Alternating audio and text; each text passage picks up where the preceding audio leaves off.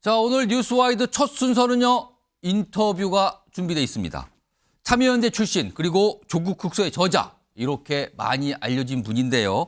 진보 진영에서 상당히 유명했고 여러 가지 발언에 무게가 있었던 분인데 이제는 국민의힘 비대위원으로 활동하고 있는 김경률 회계사, 지금부터 만나보겠습니다.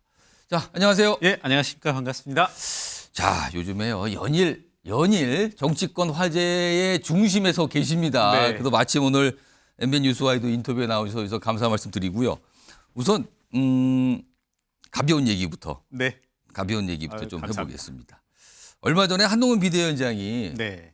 저 회의를 자주 하시니까 근데 이제 김경률 비대위원께서 뭐라고 얘기를 하신 딱 뒤에 네. 한동훈 비대위원이 그 말을 받아서 말 끝나셨는데 제가 조마조마해서 참 말할 때마다 조마조마합니다라고 얘기를 꺼내놨거든요. 기억납니다. 왜 그런 말씀을 한동훈 비대위원장이 했다고 보십니까? 오늘 어떤 분이 그러시더라고요. 지금 국민의힘에서 가장 큰 리스크는 김경률 리스크다. 김경률 리스크. 예. 아마 그것 때문에 그러지 않았을까. 예. 오. 한편으로는 또 저는 예. 그걸 좀 이제 저를 지칭하는 거니까. 예. 우리 국민의힘이 그간 국민들의 눈에는 되게 뭐랄까요, 좋게 말씀드리면 점잖은 정당 이런 거로 보였었는데 제가 옴으로써 조금은 이제 활기차고 여러 가지 자칫 갈등으로 보일 수 있지만 한 분 한 분들의 의견들이 분출해내는 그런 모습으로 좀 스스로 그렇게 해석하고 싶습니다. 뭐 덜컹덜컹 거린 것 같지만 또 활기도 찬 그런 발언들이 나온다. 그리고 뭔가 좀 활력이 있다. 이런 뜻입니까? 저는 그렇게 해석하고 싶습니다. 그래서 한동훈 비대위원장이 조마조마합니다. 이 말씀을 하셨다는 거군요. 자, 그러면은 네. 요거는 처음에 좀 제가 최근에 많은 분들이 그 얘기를 하셨어요. 조마조마하다 그러더라. 그래서 막 저한테도 물어보는 곳이 계셔서 제가 질문 드렸고요. 국민의힘 비대위원이 되신 지 따져보니까 이제 20일이 넘어갔어요. 네, 20일이 넘어갔는데 예. 당시 이제 임명 당시에 주변에서 네. 아마 놀랐다는 반응을 많이 보이셨을 것 같아요. 주변의 지인분들께서. 맞습니다. 여러 가지 아무래도. 예. 근데 그러면서 도대체 이제 놀람과 동시에 아니 국민의힘 비대위원이 왜 그쪽으로 간 겁니까라는 질문을 받으셨을 텐데 왜 비대위에 합류하신 겁니까? 어떻게 보면은요, 이제 질문을 주셨지만 과거부터 이제 작년 연초부터 우리 정진석 의원께서도 저를 며칠 전에 보고 혼내셨는데 왜 내가 하라고 하자고 할 땐 합류 안 했냐. 뭐 그때는 안 하고. 예. 일단 여러 차례 이제 제안은 있었습니다만 그때마다 뭐 좀 단호하게 저는 정치는 하지 않습니다. 정치할 예. 생각은 없습니다. 바깥 영역에서 이렇게 시민사회 영역에서 있겠습니다. 했는데 이제 뭐 그분들께는 자칫 이제 제가 거짓말한 것처럼 들리고 예. 한동훈 비대위에 합류했는데요.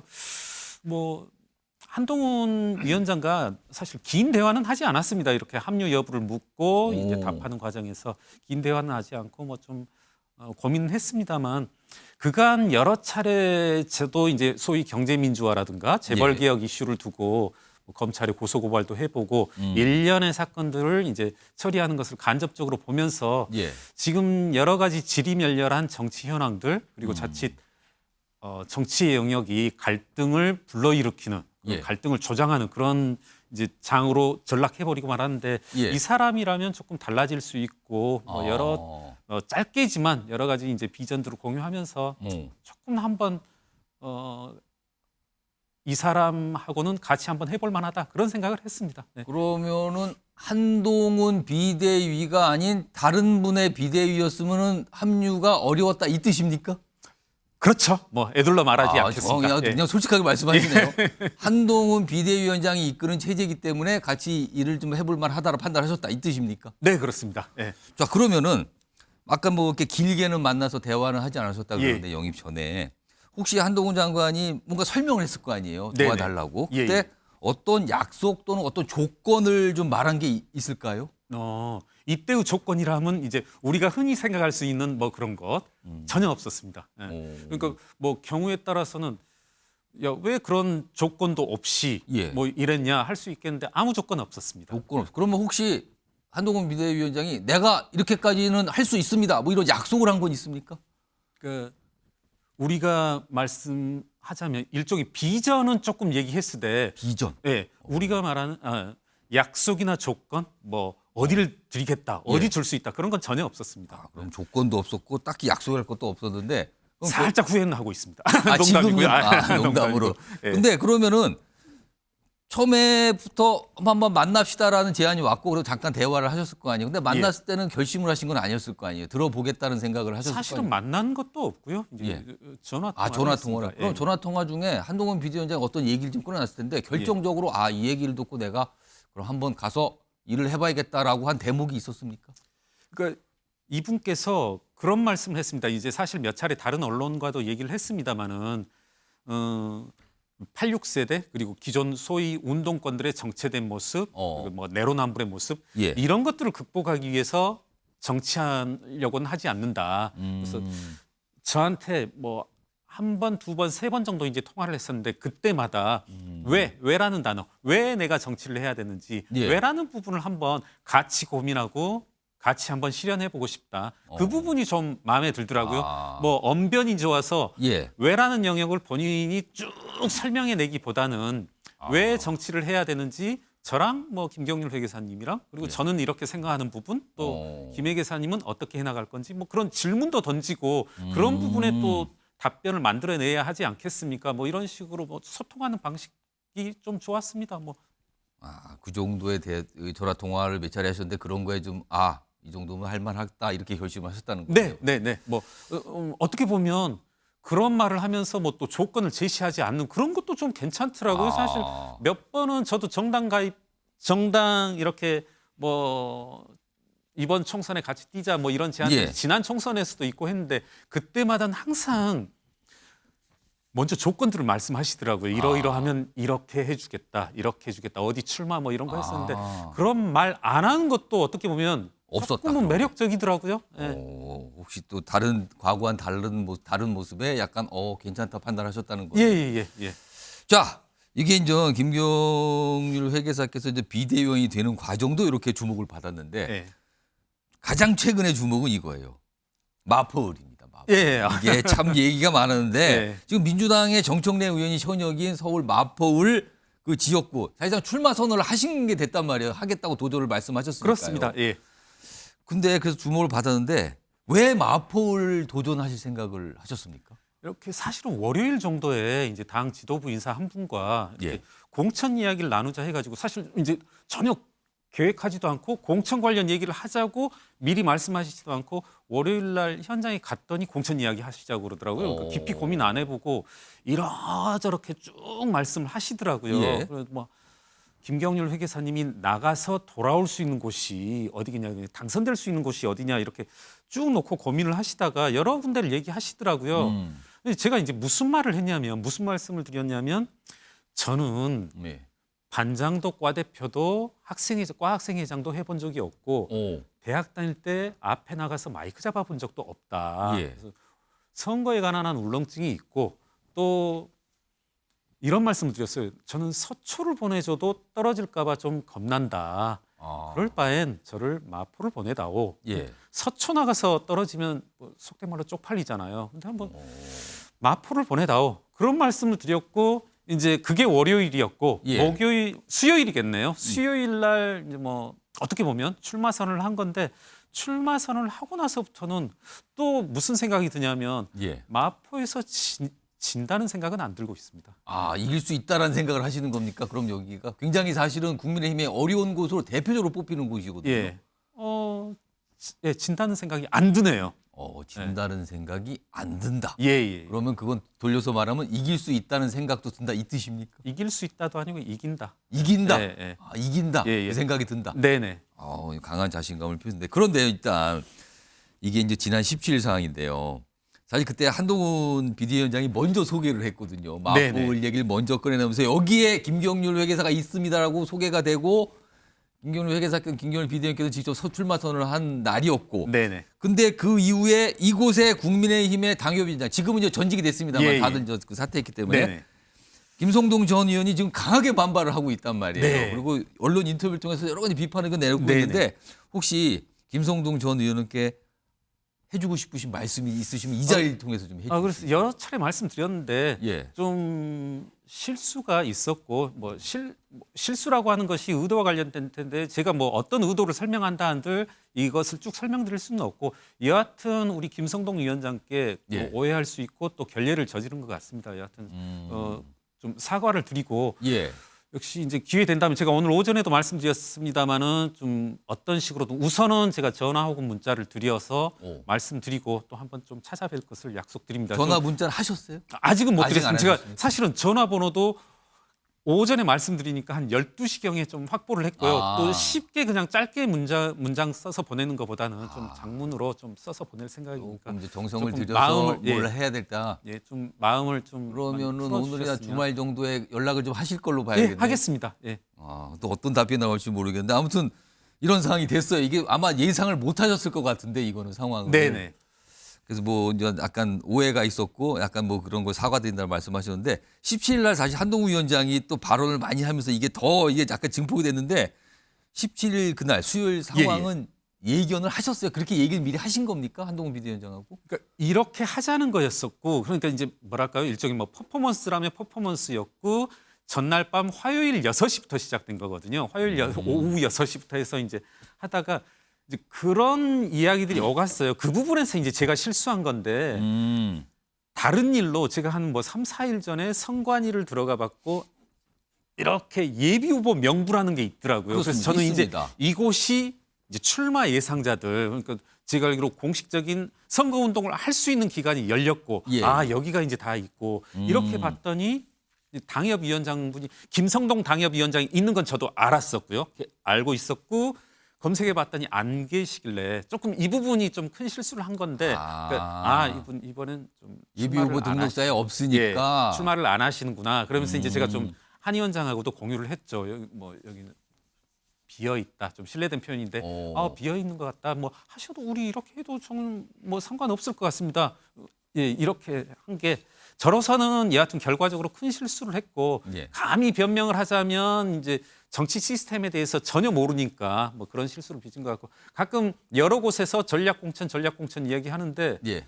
뭐 믿으실지 안 믿으실지 모르겠지만 예. 전략공천의 의미가 뭐 뭔지조차 정확히 100%로 예. 뭐 과거에 뭐 4년 전, 8년 전엔 들었을 수 있겠지만 아까도 새삼스럽게 전략공천이 이런 거다 이런 거 몰랐고요. 지금이나 사실 그때도 뭐 경선을 뭐 다른 예비 후보분들이 계시더라고요. 예. 이런 사람들하고 나는 이제 다른 분들하고 이제 경선을 하는 거구나 그렇게 생각을 했습니다. 출마를 이제 결심하실 때도 그럼 경선을 해야지 이 생각은 하셨다는 거네요. 거기 이제 두 분들이 계셨고 다른 두 분 계셨습니다. 그래서 이 사람들하고 이제 저는 이제 레이스를 뛰는 거구나 그렇게 예. 생각을 했었습니다. 알겠습니다. 이제 상황 설명을 그때 정확하게 좀 해주셨어요. 왜 그리고 오해가 생겼다. 아마 전 김성동 전 의원께 이제 문자나 전화를 드리면 또 어떤 반응이 좀 있으시겠죠. 여하튼 뭐 마음이 쉽게 풀리진 않을 건데 조금 여하튼 많이 죄송합니다. 이 자리를 통해서 지금 사과를 하셨어요. 알겠습니다. 자, 이게 이제 두 번째 굉장히 주목을 받던 사안이고요. 그리고 또 이게 가장 최근을 쓰는데 김건희 여사 관련해서 사실 당내에서 네. 한쪽에서는 지금 여러 가지 상황이 있으니까 사과가 필요하다는 주장이 나오고 예. 있고 또 다른 한께서는 아니 이걸 뭐 사과를 합니까? 이거는 혹시 야당에만 더 이용당할 수 있는데요라는 또 시각이 존재를 합니다. 지금 네. 두 가지가 존재하는데 김경일 비대위원께서는 최근에 사과 조치가 좀 필요하다는 취지의 말씀을 좀 꺼내 놓으셨거든요. 예, 그렇습니다. 오늘 좀 여러 가지 말들이 많이 있었어요. 그 사이에. 예. 오늘 최종적인 어떤 본인의 생각이나 입장을 좀 말씀하신다면. 그 부분에 관해서는 저는 바뀌지 않았습니다. 사과해야 한다. 예, 음. 예. 그리고 뭐 이것들을 대립에 저도 어제 사실은 약간은 좀 감정이 격해져서 좀 실례되는 표현을 했지만 저는 이 기본적인 이 시각은 바뀐 게 없고 또 이것들을 뭐랄까요? 뭐 당 내에서 서로 다른 의견이 예. 나타나는 것을 어떻게 보면 나타나는 것은 당연하다고 생각합니다. 예. 뭐 어떻게 보면 제 생각이 또 무조건 맞을 수도 없고요. 다만 저는 특히나 수도권의 시각에서 본다라면 수도권에서 뛰고 있는 이렇게 우리 입 후보자들의 관점에서 본다라면 저는 이것은 조금은 절박한 문제이기도 하다. 예. 오늘 살짝 알려지기는 한동훈 비대위원장도 기자들한테 그 질문을 질문했는데 김경률 비대위원께서 한동훈 위원장께 좀 면담 요청을 하는 거 아니냐 뭐 그런 얘기가 들린다. 이건 어떻게 된 겁니까? 이게 그러니까 저 이제 정치부 내지는 정치에 몸담은 예. 이상 많이 조심해야 되겠다 생각을 하는데 예. 이게 이제 굳이 말씀드렸을 때 맥락이다라고 하면은 예. 지난 주말 그리고 이번 주 초 좀 지리멸렬한 상태에 이와 같은 논의들이 활발히 이루어지지 않은 것을 염려해서인데요. 그 사안은 김건희 여사 관련된 사안과 관련돼서입니까? 네네네. 예. 그러니까 어떤 당내의 반응들이 보이지 않으니까 저는 이 문제를 해결하지 않으면 선거가 힘들지 않을까 이런 거였는데 뭐 이런 말씀이 어떻게 들릴지 모르겠지만은 뭐 물론 뭐 저로 인한 것이지만은 이미 논의들이 활발한 이상은 따로 뭐 면담할 필요가 있나 싶네요. 아, 그러면 주초 정도에는 면담에서 좀 얘기를 해봐야겠다는 생각을 하셨었는데 예. 그 이후에 전개되는 상황을 보니까 뭐 굳이 면담할 필요가 있을까? 그렇죠. 예, 이제 공개적으로도 한동훈 위원장도 아. 그리고 뭐 윤지혁 원내대표님도 말씀을 하고 계시니까 저는 이런 논의가 이루어지는 논의가 이루어지면은 이건 뭐 어떤 식으로든 결론을 이끌어내려고 할 수밖에 없으니까 제가 바란 건 이겁니다. 논의를 했으면 좋겠다. 예. 알겠습니다. 시간이 금방 빨리 가서 제가 속도 좀 내보겠습니다. 한 2개 정도 준비돼 있는데 지금 여당이 총선 관련해서 이제 어렵다고 평가를 받는 중에 하나가 지금 이준석 신당이에요, 사실. 예. 밖에서 뭐 진행 중인데 예. 이준석 신당 이게 뭐 보수 분열을 뭐 보여주는 거다 여러 가지 평가가 있는데 이준석 신당 이거 예. 어떻게 좀 바라보고 계십니까? 뭐 순전히 정치공학적으로 본다라면 이게 여당에 불리한 요소일 수는 없다라고 생각하는 게 야당에도 그와 같은 요소들이 있고 지금 야권 분열도 있고 하기 때문에요. 예. 정치공학적으로 보면 그렇고 저는 솔직한 말씀은 그러니까 저 SNS에 이준석 대표를 소위 말하는 이제 많이 까는 내용도 비판한 내용도 많고 했지만 저는 이준석 대표의 의견들도 합류시키는 게 우리 국민의힘의 범죄 이렇게 아우르는 게 바람직하지 않나. 그래서 개인적으로는 좀 아쉽습니다. 뭐 이준석 대표께서 좀 오해였길 바라는데 야 김경일 너 맨날 나 비판하더니 왜 이런 얘기를 하는가? 근데 저는 의견 다르더라도 민주적인 정당의 예. 이런 테두리 안에서 같이 있었으면 좋았을 걸. 여하튼 근데 이게 누구 책임이냐? 국민의힘 탓이냐 이준석 탓이냐 이것도 조금은 뭐 따질 필요도 없고 많이 좀 아쉽다. 아쉽다. 요건 좀 마지막 질문인데요. 이거 조국 극서 저자로 이제 주목을 받으셨잖아요. 예. 정치권에서도 굉장히 관심 있게 봤었는데 최근에 조국 전 장관이 총선에서 돌 하나라도 들겠다 그러면서 굉장히 총선에 나갈 듯한 분위기를 강하게 내비쳤거든요. 예. 이런 조국 전 장관에게 글쎄요 뭐 한 말씀 하실 기회가 있다면 어떤 말씀을 좀 해주시고 싶으신가요? 한 문장만 하면 될 것 같습니다. 예. 사법적 판단을 기다리십시오. 네. 본인은 뭐 정치적인 판단, 국민적 판단 자꾸 자기를 예. 역사 영역으로 끌고 들어가려고 하는데 사법적 판단을 좀 기다리시라. 당신에게 가장 빨리 예. 내려지는 건 사법부의 판단이다. 제가 마지막 질문을 했는데 갑자기 생각이 났어요. 지금 네. 보니까 제가 아쉬워서 하나만 짧게 예. 더 드릴게요. 사실 한동훈 비대위원장이 사실 굉장한 관심과 기대를 받고 있는 건 예. 분명해 보이거든요. 네네. 그리고 여러 가지 지표로도 나타나고. 근데 반면에 여론조사상으로 보면 총선 기대에서 국민의힘에 대한 기대가 야당에 대한 어떤 기대보다는 낮아요. 예. 이게 괴리가 좀 있는 네. 거거든요. 이거는 글쎄요. 왜 그렇다고 보십니까? 계속 물어보셨던 질문에 답이 있었다고 생각하는데 결국은 제가 문제의식을 가지는 부분도 그겁니다. 왜 한동훈 장관의 지지도는 뭐 인기는 올라가는데 이게 당의 지지도 대통령실의 지지도로 올라가지 않는지 결국은 저는 똑같은 말씀을 할 수밖에 없습니다. 알겠습니다. 6글자 리스크로. 거기에 또 답을 좀 남기셨군요. 알겠습니다. 지금까지 김경일 비대위원과 말씀 나눠봤는데요. 사실은 이제 오늘 이 서울 마포울 관련된 얘기를 좀 했잖아요. 네. 근데 이제 마포울 현역인 정청래 의원이 계시거든요. 자, 뉴스와이드는 향후에 정청래 의원도 모셔서 이야기를 들어보도록 하겠다는 분 여기서 분명히 좀 밝혀드립니다. 자, 오늘 말씀 감사합니다. 네, 감사합니다. 네.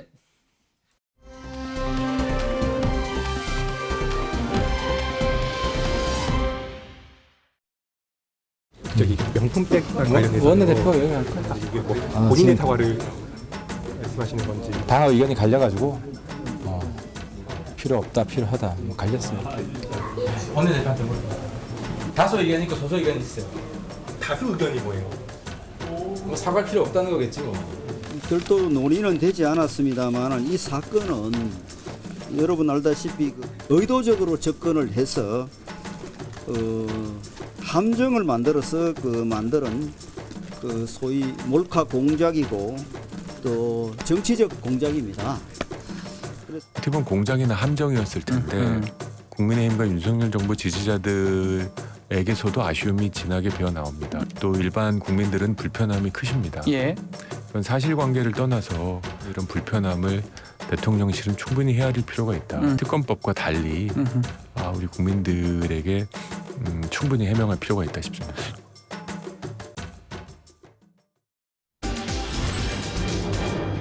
자, 제목이 바로 나왔습니다. 한동훈의 홀로서기 시도일까? 홀로서기요? 뭔가 시도하는 거 아니냐? 김건희 여사 관련된 사안을 놓고 최근에 어제 뭔가 얘기를 좀 꺼내놨는데 그걸 좀 언론에서 이렇게 해석하는 측면이 있어요. 어제 오후에 한동훈 비대위원장이 그전과는 달리 조금 더 명확하게 뭔가 얘기를 꺼내놨죠. 이 얘기가 굉장히 많이 주목을 받았는데 다시 한번 확인해 보겠습니다. 우리 국민의힘은 다양한 생각을 가진 사람들이 다양한 생각을 자유롭게 말할 수 있는 정당이고 또 그럴 때 강해지고 유능해지는 정당입니다. 그 문제에 대해서 말씀드리면 그 문제는 기본적으로는 함정 몰카이고 그것이 처음부터 계획된 것이 맞습니다. 그렇지만 저는 과정에서 분명히 아쉬운 점이 있고 국민들께서 걱정하실 만한 부분이 있었다고 저도 생각합니다. 아쉬운 점이 있다. 국민께서 걱정하실 점이 있다. 이 얘기가 나온 거예요. 그전까지는 답을 잘 안 하거나 아니 이거는 뭐 야당 쪽도 뭐 이용하려는 거 아닙니까? 뭐 약간 이런 분위기였는데 약간 다른 얘기를 꺼내놨죠. 화면 보겠습니다. 대통령실에서 공식적으로 어떤 반응을 낸 건 아니라 언론들이 계속 취재를 하죠. 근데 그 과정에서 이런 반응이 하나가 나왔습니다. 한동훈 위원장이 김경률 심 실어주는 상황에서 김경률 비대위원이 영부인 관련 주제에 판에 올리는 거는 오해 살 수 있다. 오해 살 수 있다. 약간의 불편함이 약간 묻어나는 것 같죠? 어제 반응은 이런 게 좀 나왔었는데요. 그리고 오늘 윤재옥 원내대표가 뭔가를 약간 수습하는 듯한 설명하는 듯한 얘기도 합니다. 들어보시죠. 사건의 본질을 알고 언론의 질문이나 답할 때 본질을 알고 얘기를 했으면 좋겠다는 원론적인 이야기를 했습니다. 본질을 간과하고 얘기하다 보면 그 정치 공작을 한 사람들의 노림수에 말려드는 거고 제가 뭐 비대위원장 하신 말씀에 대해서 뭐 평가할 입장은 아니고요.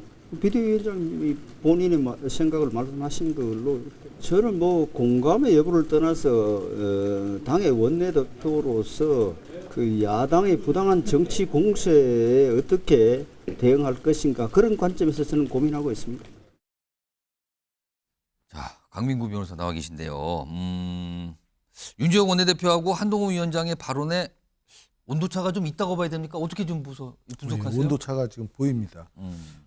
한동훈 그 비대위원장 같은 경우는 과거에는 아마 윤재옥 원내대표하고 비슷하게 이 사건의 어떤 본질이 뭐 몰카 취재다 뭐 이래갖고 이제 절차적인 거에 문제가 있다 이런 쪽에 이제 치우쳤었는데 지금은 이제 총선 국면에 접어들면서 김경률 그 비대위원을 이제 전략공천을 하겠다고 이제 말한 것을 이제 필두로 해서 약간은 이제 어떤 문제의식을 좀 느낀 겁니다. 왜냐하면은 특히 이제 그 수도권에 계신 분들, 총선에 출마하시려는 분들한테는 지금 김건희 여사의 어떤 이 디올백 문제가 상당히 어떻게 보면은 부담스러운 거죠. 근데 윤재옥 원내대표 같은 경우에는 출마 지역이 그 좀 안전한 지대이다 보니 본인은 사실 이게 크게 문제가 안 되니까 이거에 대해서 이거를 자꾸 이슈화하는 거를 좀 부담 또 싫어하는 눈치고 결국은 이런 시각적인 차이에서 지금 온도 차이가 분명히 나는 것인데 제가 볼 때는 이거는 이 덮고 넘어갈 수 있는 문제는 아니라고 봅니다. 어쨌든 간에 이 사건의 본질을 윤재옥 원내대표가 잘못 보고 있어요. 이 몰카가 중요한 게 아닙니다. 대통령의 영부인이 그 백을 받았냐? 그러면 이걸 왜 받았냐? 이런 어떤 도덕적인 문제거든요. 이게 지금 수사상 문제라면야 이게 뭐 적법 절차에 의한 증거냐? 이런 절차적인 문제를 얘기할 수가 있는데 이건 지금 정치 얘기거든요. 그럼 결국은 국민들이 이거 대통령 영부인이 이런 걸 받았어? 이거 화가 나는 거죠, 한마디로. 그럼 그거를 안고, 그걸 사과도 하지 않고, 만약에 이번 총선에 치렀을 때, 특히 수도권에서 박빙의 어떤 지대 격전지 같은 데서는 이것 때문에 떨어질 수도 있다. 그러니까 비대위원장인 한동훈 입장에서는 이거를 분명히 문제를 이거 터뜨려갖고 털고 가야 된다. 뭐 이런 취지로 지금 생각이 좀 바뀐 거 아닌가 이런 생각이 듭니다. 자, 박원석 전 의원 나와 계신데요. 윤재욱 원내대표는 일단 뭔가를 좀 수습하려는 이런 움직임일까요? 윤재욱 원내대표의 발언은 어떻게 보세요? 아니 그 수습이 아니고 종래 입장에서 그냥 하나도 변하지 않는 거죠. 그러니까 종전 입장을 고수하는 건데 지금 뭐 한동훈 비대위원장을 비롯해서 비대위 내에서 이제 미세한 변화의 조짐들이 나타나고 있지 않습니까? 근데 그런 변화가 맞아요. 그러니까 저 문제를 어떤 식으로든지 짚고 해결하고 털고 가지 않으면 두고두고 총선의 악재가 될 겁니다. 그래서 저기 몰카라는 어쨌든 의도만 부각시켜서 국민들이 저 장면을 다 화면으로 봤는데 뭐 인정해요. 그거 뭐 법대로 나중에 처벌받으면 됩니다. 그런데 그것과 별개로 그 명품백 들고 온 거를 받는 대통령 영부인의 행위에 대해서는 뭔가 설명이 있어야 되잖아요. 아무런 설명도 안 하고 유감 표명도 안 하고 사과도 안 하고 그냥 이거 몰카기 때문에 아무 문제가 없다. 국민들 그냥 그렇게 넘어가지가 않습니다. 비대위에서는 그런 위기의식을 갖고서 어떻게든 이 문제를 좀 해결해야 된다. 뭐 우리 그 김경률 비대위원 좀 아까 앞서 나왔었는데 용감하게 사과해야 된다 이런 얘기를 했지 않습니까? 하태경 의원도 하고 있고 사과해야죠. 그 정도는 해야 이게 넘어갈 수 있고 국면을 다르게 전환할 수 있지. 그냥 뭐 지금까지 대통령실에서 보였던 태도처럼 상대의 의도만 부각시키는 것으로 해결이 안 될 거다라고 보고요. 이게 이제 특검 문제하고 좀 다릅니다. 그러니까 특검 문제는 정치적 공방의 소재가 돼요. 법적 공방의 소재가 되고. 근데 이건 공방의 소재가 안 됩니다. 국민들이 다 봤어요. 그냥 논란이 일어나고 있는 게 아니고 어떻게 해결하냐는 말이에요. 그리고 총선 때 되면 그 동영상이 또 계속 돌 텐데 이 카톡을 통해서든 다른 SNS를 통해서든. 알겠습니다. 이런 상황에서 좀 앞서서는 윤재욱 원내대표가 뭔가 설명을 하고 이거는 야당이 이용될 수도 있고 막 이런 취지의 설명을 내놨거든요. 오늘 윤재욱 원내대표하고 한동훈 비대위원장이 오전에 잠시 만났어요. 오후에 만날 수도 있다는 얘기가 있었는데 그게 지금 회동이 이루어지는 어쩐지는 아직은 확인이 안 됩니다만 오전에는 잠시 만났거든요. 그 만남 뒤에 한동훈 비대위원장이 꺼내놓은 얘기가 있습니다. 조금 여러 가지 질문과 함께 답이 나와요. 들어보시죠. 그 이슈에 관한 저의 입장은 어제 분명하고 확실하게 말씀드렸다라고 말씀드리겠고요. 더 이상 제가 오늘 더 다른 말씀 드리지 않겠습니다. 국민의 눈높이에 생각할 문제니까요. 갈등이라고 할 만한 문제는 없습니다. 국민의힘은 여러 가지 의견들이 있는 정당이고 여러 가지 의견들을 허용하는 정당입니다. 그것도 다양한 목소리입니다. 저는 우리 당이 여러 가지 의견을 자유롭게 이야기할 수 있고 거기서 당의 의견을 모아가는 그런 정당이어야 한다고 생각하고요. 제가 이렇게 말씀드리죠. 제 목소리하고 윤재욱 대표님의 목소리는 다르지 않습니다. 자, 호준석 국민의힘 대변인이 오늘 처음 나오셨는데요. 한동훈 비대위원장이 다시 좀 약간 말을 아끼는 걸까요? 아니면 어떤 걸까요? 좀 어떻게 들으셨는지 평가 좀 해주시죠. 그러니까 다양한 목소리를 가진 사람들이 모여서 자유롭게 의견을 개진하는 그게 민주주의 정당 아니겠습니까? 이제 비대위 회의에도 이제 비공개 회의에도 이제 참석을 해서 보면 어떤 그 민감한 문제에 대해서 이의를 제기하는 위원들이 있습니다.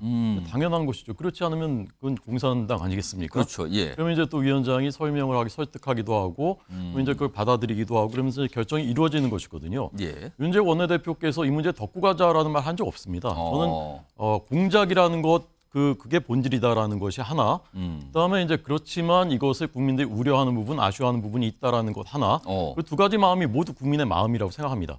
어느 쪽에 조금 더 이제 초점을 맞출 것이냐 하는 부분인데 이제 원내대표께서 말씀하신 것은 원론적인 부분 말씀했다라고 이제 본인이 얘기를 하셨고 그다음에 원내대표로서의 입장이다라는 것. 그래서 본질을 봐야 된다는 그 두 가지 말씀하셨거든요. 한동훈 위원장의 입장과 저는 다르지 않다라는 말이 정확한 말이라고 생각을 하고요. 그래서 이런 것들이 서로 토론이 되고 또 대화도 하고 그러면서 접점을 찾아 나와 결론 내리고 그것이 매우 정당하고 민주적인 그런 과정이라 생각하고 너무 이렇게 얘기가 다른 것은 마치 갈등이다 뭐 이렇게 하는 것은 좀 지나친 것이 아닌가 생각합니다. 알겠습니다. 정기남 조선대 정치외교학과 개영교수 나와 계신데요. 지금 세 분 말씀 들어보고 윤재욱 원내대표의 얘기, 그러면 오늘 한동훈 비대위원장이 많은 질문을 받고 설명한 얘기가 다 들어보셨어요. 이거 어떤 상황으로 좀 보십니까? 글쎄요, 저만 그렇게 보였는지는 모르겠습니다만 한동훈 위원장이 뭔가 어제랑 뭐 얘기 다를 거 없다, 갈등 없다 이렇게 얘기하는 모습이요. 어제 입장은 다 얘기했다. 제가 볼 때는 좀 이게 표현이 좀 적극적으로 하면 이런 느낌입니다. 꼬리를 마는 모양새. 저는 이런 느낌이 보여요. 이게 무슨 얘기냐면 이게 이미 왜 지금 명품백 논란, 대통령 배우자가 수백만 원에 달하는 명품백을 받았다라고 하는 이 사실 자체는 움직일 수 없는 팩트인 거예요. 자, 이게 현장에서 뛰고 있는 지금 선거 출마하려고 하는 국민의힘 후보자들 돌아다녀 보십시오. 정말 이게 차가운 정도가 아니라 뭐 이수정 교수인가가 얘기했던 것 같은데 거의 빙하 수준이다. 이런 표현에서 그 민심을 접하는 그 느낌을 그런 것처럼 이미 김건희 여사 대통령 배우자의 명품백 수수 의혹에 대한 것은 국민들이 이미 확인된 사실이고 그 감정이 임계점에 달하고 있다. 그런 현장의 여론들이 한동훈 비대위원장을 통해서 지금 전달되고 있었다. 자, 그게 비대위를 통해서 분출되는 겁니다. 자, 이거 이렇게 가다 큰일 나겠다. 자, 그동안 한동훈 위원장이 뭘 보여줬습니까? 자, 특검법, 특별감찰관 제도 그 어느 것 하나 민심에 따르는 처방을 내놓지 못했습니다. 유일하게 지금 명품백 문제를 가지고 문제제기가 된 겁니다. 비대위원을 통해서. 자, 그러자마자 바로 어제 대통령실 분위기 나옵니다. 아주 불편해하는 모습들이 나옵니다. 자, 윤재호 원내대표, 저는 어떤 형식을 통해서든지 간에 원내대표 입을 통해서 한동훈 비대위가 일정한 수준, 수위를 지켜줄 것이라고 하는 그런 워닝이 있었을 걸로 보여집니다. 자, 거기에 대한 한동훈 비대위원장의 입장이 지금 오늘 표현된 것 아닌가. 자, 이 말은 다른 말로 하면요. 한동훈 비대위원장을 띄워서 그동안 열심히 여론의 관심도 증폭시키고 활발하게 해왔습니다. 그러나 시간이 흐르면 흐를수록 본질에 직비하지 못하는 한동훈 위원장에 대한 뭔가 맹탕 비대위 아니냐, 뭔가 앵무새 비대위 아니냐 이런 비판이 있는 게 사실이거든요. 여기서 아마 이 비대위의 이런 입장과 또 현장의 입장, 대통령실 입장이 충돌하는 과정에서 일정하게 조율이 들어간 걸로 보여진다. 다른 말로 표현하면 한동훈 위원장 길들이게 들어간 거다. 자, 그런데 이게 이렇게 끝날 거냐? 저는 언제든지 다시 이 사안은 돌출될 수밖에 없는 사안으로 보여집니다. 요거는 후준석 대변인께서 바로 그걸 드릴게요. 지금 두 가지 중에서 제가 듣기에 가장 중요해서 강조해 주신 분이 일단 비대위가 그까지 맹탕 비대위 아니냐? 그리고 한동훈 비대위원장 길들이기 아니 이런 얘기를 하셨거든요. 이거 어떻게 보셨습니까? 그러니까 큰 흐름을 봐야죠. 큰 흐름을. 한동훈 비대위원장이 이 문제에 대해서 처음으로 이제 그 국민들이 아쉬워하는 부분이 있다라는 말을 하지 않았습니까? 큰 변화거든요. 이것은. 대통령실의 반응은 여기에 대해서 오늘 보도에는 여러 다양한 목소리를 듣고 있다. 이거 처음 나온 얘기입니다. 저는 이게 본류라고 봅니다. 대통령실 관계자 아까 언급이 나갔는데 대통령실 관계자는 100명이 넘습니다. 고위 관계자만도 수십 명은 됩니다. 각자 또 의견이 다르죠. 그런 기류를 반영하는 사람의 얘기가 있을 텐데 그것을 가지고 이것이 대통령실이 지금 갈등이다. 이것은 저는 이제 본질을 좀 호도하는 것이라고 보고 저는 중요한 것은 제도라고 봅니다. 우리가 많은 비극들을 겪으면서 제도가 변하고 시스템이 변하지 않기 때문에 사회가 크게 달라지지 않습니다. 저는 그래서 특별감찰관 그리고 제2부속실 이 제도를 바꾸겠다는 의지를 표명하지 않았습니까? 당과 대통령실이 모두. 그렇습니다. 그래서 이 부분을 밀어줘야 앞으로 이런 일이 더 나쁜 일들이 일어나지 않고 이 부분에 대해서 의지를 표명하고 추진을 해 나간다는 것. 저는 이것이 굉장히 중요한 부분이라고 생각합니다. 알겠습니다. 지금 뭔가 최근 이거 이번 주 일주일도 아니고요. 한 화요일, 수요일서부터 굉장히 뭔가 빠르게 진행된 상태거든요. 그걸 좀 다뤄봤고요. 어떻게 보면 지금 한동훈 비대위원장이 만난 과제라고 할 수 있는데 지금 또 다른 과제. 아마 이거는 생각을 하지 못한 과제 같은데 방금 전에 인터뷰에서 김경률 비대위원이 그 얘기 살짝 언급하셨는데 지금 이 서울 마포울 출마권과 관련해서 국민의힘 내부 한 분이 굉장한 불만 표시를 하고 계시잖아요. 그 목소리 들어보겠습니다. 충격이었고 참담했죠.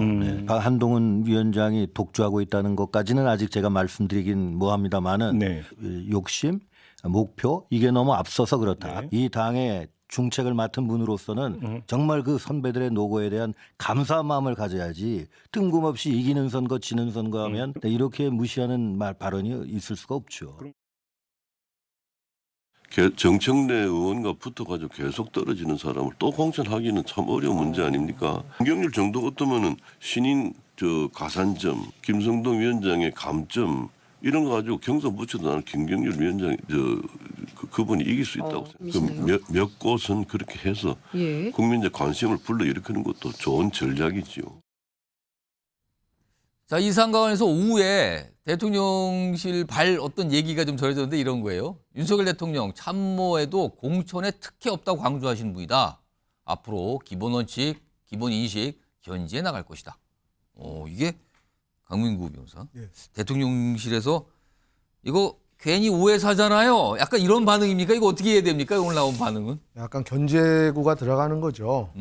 제가 볼 땐 대통령실 안에도 여러 가지 뭐 이해관계가 좀 복잡할 텐데 예. 그 안에서도 뭐 윤석열 대통령한테 좀 잘 보이고 싶어하는 관계자들도 계실 겁니다.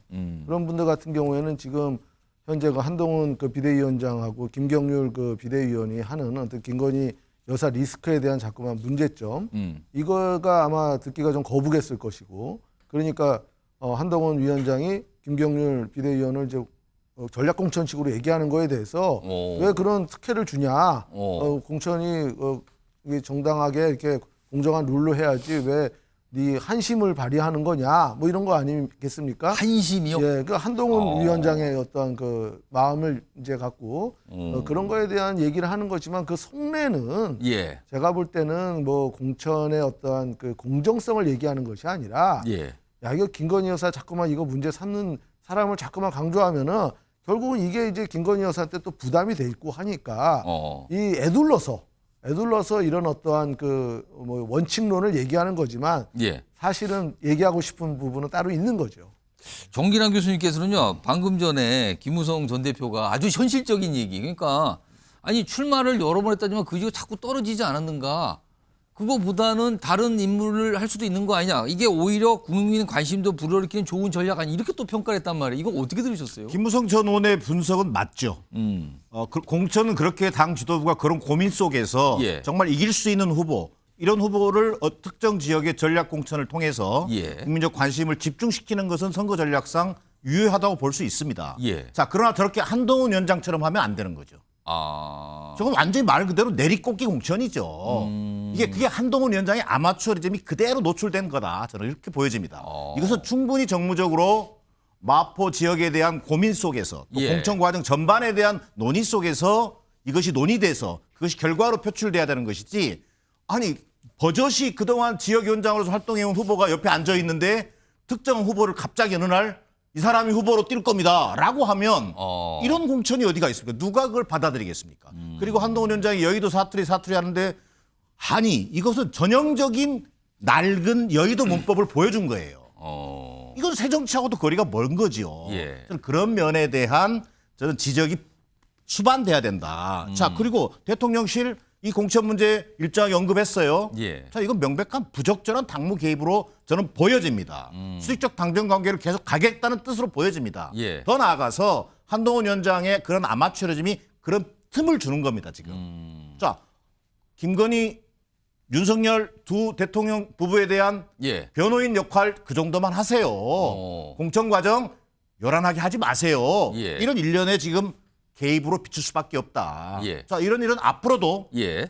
한동훈 위원장이 이런 과정 속에서 그런 실수가 벌어지면 수시로 재현될 가능성이 커 보입니다. 한마디만 좀 할게요. 예. 지금 한동훈 위원장이 이게 실수가 아닙니다. 김경률 그 비대위원을 전략공천한 거는 제가 볼 때는 가장 큰 이유가 김건희 여사 리스크 때문에 지금 당내 그 수도권 인사들이 예. 올맨 소리가 나온 겁니다. 이거 갖고 우리 총선에서 이길 수 없다 그러니까 뭔가 그 얘기를 화두를 던지기 위해서 김경률 비대위원을 전략공천하면서 예. 자연스럽게 그 얘기를 하면서 이건 뭔가 매듭을 짓자 이런 어떤 제가 볼 때는 충분히 계산된 거지 이게 그냥 뭐 단순히 막 꽂고 이런 건 아니라고 봅니다. 제가 마지막으로 이 국민의힘은 지금 이 마포을 공천 관련권 이게 좀 여러 가지 약간 뒷말을 놨거든요. 홍석 대변인 보시기에는 국민의 내분 이거 어떻게 바라보고 있던가요? 어떤 얘기들이 나옵니까? 그러니까 일단 사실관계를 바로잡자면 전략 공천하겠다고 한 적이 없고요. 김경률 위원 제가 조금 전에도 이제 잠깐 만났습니다만은 경선하게 된다면 당당하게 경선. 아까도 경선 얘기 꺼냈어요. 네네네. 전략 공천 얘기는 누구도 한 적이 없고요. 알겠습니다. 다만 이제 그 과정이 좀 매끄럽지 않았다. 그 부분은 고의는 아닌 것 같습니다. 그 부분이 아쉬운 부분이긴 하지만 그것이 이제 그 일부러 그분이 있는 것을 그 의식하지 못하고 이제 그런 과정이지 그것이 본질은 아니다. 알겠습니다. 예, 박원석 의원님. 이게 이제 정당의 공천 파동이라는 게 어느 날 하루아침에 나타나는 게 아니고 굉장히 누적돼서 나타나거든요. 고의가 아니라고 말씀을 하셨는데 그렇게 보이지 않을 만한 요소들이 있어요. 왜냐하면 이 일이 있기 전에 개항에서도 비슷한 일이 있었습니다. 지난 재보궐선거 어려운 싸움을 나갔던 지역위원장이 있는데 거기서 원희룡 장관을 불러 올려가지고 이분이 출마하실 거다. 그러니까 똑같은 모습이 빚어진 거예요. 그 이전에 경기도 신년하루에서 무슨 일이 있었냐면 수원병 지역구에서 올해 출마했던 김용남 전 의원이 있는데 물론 당협위원장은 아닙니다. 예. 김용남 전 의원이 면전에서 아직 입당도 안 한 박문규 장관을 불러 올렸어요. 똑같이 했습니다. 결국 말은 시스템 공천이라고 얘기하는데 예. 시스템 공천은 허울일 뿐이구나. 결국 이렇게 이제 한동훈 비대위원장이나 혹은 예. 대통령실에서 내리꽂는구나 이런 불안감을 당내에 퍼뜨리게 한 거고 예. 이게 공천 갈등의 도화선이 됩니다. 한동훈 비대위원장은 어떻게 보면 아마추어인 거죠. 이게 능수능란한 사람이었다면 절칙을 지키고 순서를 지키고 정무적인 어떤 과정을 거쳐서 저렇게 예. 안 했을 굉장히 거칠어요 지금. 알겠습니다. 근데 그런 식으로 한다면은 어떤 여야 모두 막론하고 인재를 영입하는 것은 있을 수가 없는 겁니다. 어떤 인재가 들어오면 그 인재는 어딘가 이제 지역구 출마할 의사가 근데 있는 거기를 것이고. 항상 준비하는 분이 누구는 있을 그 테고. 방식과 절차를 거쳐 나가면 되는 예. 것이고 마포에도 그렇게 할 것이고요. 예. 이게 뭐 근데 꼭 답안지 이렇게 보여주고 시험 치르는 거잖아요. 그게 어떻게 공정합니까? 잠깐만요. 홍석 대변인께 제가 한 30초 드릴게요. 아까 마저 이제 정리해서 바로 말씀해 주시죠. 김무성 전 대표께서 말씀하신 마포을이라는 그 지역구의 예. 특수성 좀 감안해 다 알지 않습니까? 저도 이제 과거에 이제 회사가 마포을이라서 그 지역을 좀 이제 많이 아는데 아마 유력한 경쟁자 또는 거기에 정말 그런 분이 있었다면 저렇게 되지 않았겠죠. 그런데 그 과정에서 약간 미숙함 이렇게 봐주시는 게 그게 그 본질이에요. 알겠습니다. 이게 공천 얘기하고 딱 걸리니까 지금 굉장히들 민감합니다. 지금 이런 상황이 약간 한동훈 비대위원장의 또 다른 어떤 과제처럼 좀 비춰졌어요.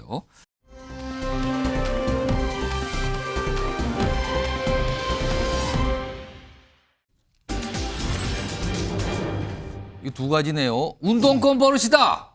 무슨 소리입니까? 입을 막는 겁니까? 약간 뭐가 대치되고 있죠? 서로 다른 시각이 보이는데요. 자, 이 주제요. 화면으로 준비되어 있는데 제가 자리를 좀 이동해서 여러분께 소개해 드리겠습니다. 자, 여기 화면이 준비되어 있는데요. 이게 좀 며칠 됐죠, 벌써? 전북에서 있었던 한 행사, 그리고 여기에 윤석열 대통령이 참석했거든요. 영상 보겠습니다.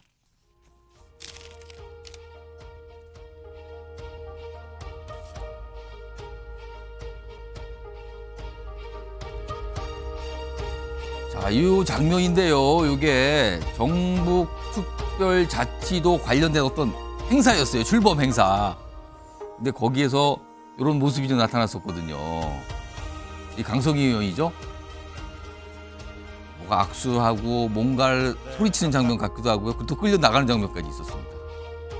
이게 지금 정치권에서 여러 가지 얘기를 낳고 약간의 또 대립하는 모습도 보이고 있습니다. 지금 상황이 이렇습니다. 이 모습이었었어요. 자, 그러면은요. 일단 요 얘기가 나와서 어떤 논란처럼 비춰졌거든요. 이게 도대체 무슨 일인가? 그리고 대통령실에서 설명을 좀 해놓죠. 이겁니다. 강성희 의원이 악수했을 때 소리를 지르며 대통령 손을 놓아주지 않았다. 그래서 경호상 위해 행위라고 판단할 만한 상황이었고 강 의원을 퇴장 조치했다. 이게 대통령실에서 관계자를 통해서 나온 설명이었습니다. 자, 이 얘기를 놓고요. 정치권에서 그리고 당사자인 강성희 의원 그리고 현장에서 목격을 한 이용우 의원 얘기를 합니다. 들어보시죠. 대통령과 제가 손을 잡은 것은 잠깐에 불과합니다. 그리고 이미 손을 놨고요. 무슨 손을 잡아서 힘을 줬다, 내 쪽으로 대통령을 끌어당겼다, 뭐 이런 여러 가지 얘기들은 전혀 사실이 아닙니다. 강 의원은 대통령께서 행사 참석자들과 일일이 인사를 나누던 중 자기 차례가 되자 대통령과 악수하던 손을 꽉 잡고 놔주지 않은 채 연이어 소리를 질렀습니다. 대통령께서 잠시 당황해서 계속 인사를 해야 되니 좀 손을 놓아달라고 하실 정도였습니다. 자, 이렇게 의견이 좀 날리고 있는데요. 갈라지고 있어요. 지금 정치권도 이거 갖고 약간 대립하는 듯한 분위기도 있는데 박원석 전 의원님, 지금 강성희 의원의 행동 자체를 비판하는 의견이 있고요. 그 반대쪽에는 경호실의 대처를 또 지적하는 시각도 존재하거든요. 이거 나뉘고 있는데 이거 어떻게 보셨습니까? 아니 근데 국민의 대표자인 국회의원이 대통령한테 국정 운영에 대해서 건의도 할 수 있고 제안도 할 수 있고 조언도 할 수 있다고 생각합니다. 강성희 의원이 손을 잡고 안 넣어줬다 그랬는데 눈으로 보기에도 몇 초 되지도 않아요. 근데 국회의원의 입을 막고 사지를 들어서 행사장 밖으로 쫓아낸다는 게 도대체 이 시대에 저게 있을 수 있는 일인가 싶고요. 저건 무슨 범죄자 취급을 하는 건데 아니 말을 한 건데 말이 무슨 위해가 됩니까? 그게 경호상에 어떤 위해가 되길래 저런 식으로 국회의원을 끌어내는 건지 제가 보기에는 이건 뭐 거의 독재 정권 시절에나 있을 법한 그런 장면이라고 보이고 오죽 대통령이 국회와 소통을 안 하고 정치권과 소통을 안 했으면 저 자리에서 국회의원이 저런 모습을 보였겠습니까? 결국 국회와 불통하고 정치권과 불통하는 대통령의 모습이 국회의원을 저런 식으로 입을 막아서 끌어내도 된다는 그런 어떤 인식을 이 대통령실이나 경호처에 주고 있는 게 아닌가 심히 우려스럽습니다. 자, 홍석 대변인께서는 저 장면 지금 보고 또 의견도 막 갈라요. 또 현장에서 보신 분과 당사자 얘기가 약간씩 설명이 좀 다르기도 하고 이거 어떻게 좀 보고 계십니까? 지금 현장 보니까 이용호 의원이 바로 옆에 있었죠. 예, 목격자라고 하시죠, 지금. 저분이 호남 출신이시고 또 중도적인 말씀 많이 하시는 분인데 예. 저렇게 바로 옆에서 보신 분이 저렇게 얘기했다면 이유가 있는 것이다. 제가 앵커님하고 이제 악수를 한단 말입니다. 1초. 예. 악수를 하면 안녕하십니까? 이러고서 이제 서로 이제 암묵적으로 그렇지 하는 게 있지 않습니까? 통상적으로 악수하고도 손을 놓고 이런 거죠. 잡고 예, 이렇게 안녕하십니까? 예, 예. 그런데 이렇게 안 놓고 예상된 자리에서 안 놓고 제가 근데 방송을 왜 그렇게 하십니까? 그렇게 하시면 안 됩니다. 아마 지금 2, 3초였을 겁니다. 근데 상대 입장에서는 이게 축하를 전북 특별자치도 축하하러 온 자리고 인사하면서 지나가는데 예. 그 자리에서 과거에 국회에서 시정연설 때 김용민 의원께서 이제 그만두셔야죠라는 말도 했지 않습니까? 그때 누가 이거 위해라고 판단했습니까? 근데 이건 다릅니다. 신체를 직접 접촉하고 놔주질 않고 놔달라고 해도 놔주지 않고. 저는 과거에 이제 청와대 출입기자를 했었는데 그때 이제 대통령 경호실에 대해서 저도 불만이 많았어요. 좀 과한 것 아닌가? 기자들에 대해서도 너무 배타적으로 하고. 나중에 이제 한미정상회담 취재하니까 미국에 갔는데 미국 경호실이 대통령 경호실이 2시간 전부터 취재진을 기다리게 하더라고요. 그래서 제가 어쩌면 이것이 필요할 수도 있겠구나. 왜냐하면 그 대통령은 국가 자체이기도 합니다. 좋든 싫든. 그래서 대통령에 대한 위해가 가해지고 어떤 위협이 생긴 다음에 국가에 대한 위협입니다. 그래서 그만큼 위험 요인이 있는 것이기 때문에 대통령에 대한 경우는 좀 달라야 하는 것이고요. 근데 이것은 이제 신체적인 부분이었고 대통령의 의지를 벗어나는 일이었고 이런 부분은 먼저 이제 원인을 제공하신 것에 대해서는 먼저 그걸 사과를 하셔야 그 다음에 이제 좀 지나치지 않았는데 그래도 이 얘기가 넘어갈 수 있다고 저는 생각합니다. 근데 지금 뭐 약간 맞서는 것처럼 돼버렸단 말이에요, 상황이요. 자, 이런 가운데 한동훈 비대위원장 오늘 관련된 얘기도 했고요. 지금 뒤에 보면은 야당, 민주당에서도 뭐 여러 가지 얘기 쏟아놓고요. 이 상황에 대해 또 평가를 하신 분도 있습니다. 세 분이 연속해서 등장을 합니다. 들어보시죠. 좀 과잉 경우 아니냐 이런 논란이 있는데 어떻게 보세요? 국민들이 보시기에 이제 드러나는 그런 모습 보셨는데요. 저는 기본적으로는 경호의 프로토콜에 따른 것이다라고 알고 있어요. 그리고 강성 의원님께서는 그 전에도 국회나 이런 데서 좀 무리한 행동을 여러 번 하셨던 것으로 알고 있습니다. 국민들의 청각을 시험하더니 이제는 시각까지 시험하고 있는 상황인 것 같습니다. 거짓된 해명보다는 국회 운영위원회에 출석을 해서 소상하게 당시 상황에 대해서 설명하고 사과할 것은 사과하는 것이 국민과 국회에 대한 올바른 태도라고 생각합니다. 이런 걸 갖고 자꾸 사건을 만들려고 하잖아요. 저는 그거 좀 안 했으면 좋겠거든요. 이런 게 운동권 버릇입니다. 이거 의도적으로 그러면 했었다고? 그럼 의도적으로 한 거죠. 왜냐하면 일반 행사장에서도 이렇게 소리 지르면 그 사람 끌려 나가요. 그렇잖아요. 자, 뭐 또 역시 뭐 의견이 다르고 근데 이게 운동권 버릇이라는 얘기까지 설명이 나왔어요. 지금 진중권 교수인데 강민구 변호사 사건을 만들려는 운동권의 버릇이다 이렇게 좀 진단도 했는데 이거 어떻게 들으셨습니까? 저 동의합니다. 왜 그러냐면은 지금 이 강성희 그 진보당 의원 같은 경우에는 그 작년인가요? 국회에서도 뭐 이렇게 손피켓 시위를 하면서 당시 시정연설이었죠. 시정연설 때 윤석열 대통령의 뭐 임기를 뭐 단축하라. 상당히 그 무례한 행동을 하는 거거든요. 그래도 일국의 대통령인데 그 국회에서 그렇게 어떻게 보면 손님이 아닙니까? 국회에서 볼 때는 손님 대접을 그렇게 한다라는 거는 그거는 그 사람이 어떤 정치적인 어떤 뭐 신념 뭐 이런 걸 떠나서 인간으로서의 어떤 기본적인 도리가 없는 거 아닌가 이런 면에서는 그거는 말이 안 되는 거고 이번 사건도 보십시오. 이게 전북 자치도 이 행사입니다. 이 수건 사업이 이루어진 아주 즐거운 날인데 약간 축하하는 예, 자리였죠. 본인도 다들 그 거기서요? 지역 예. 그 국회의원이면서 그런 어떠한 그 도민들의 어떠한 그 축제의 장을 그런 식으로 망치고 그 무례한 행동을 하는 게 과연 이게 정말 국회의원으로서의 어떠한 합당한 어떠한 행동인가?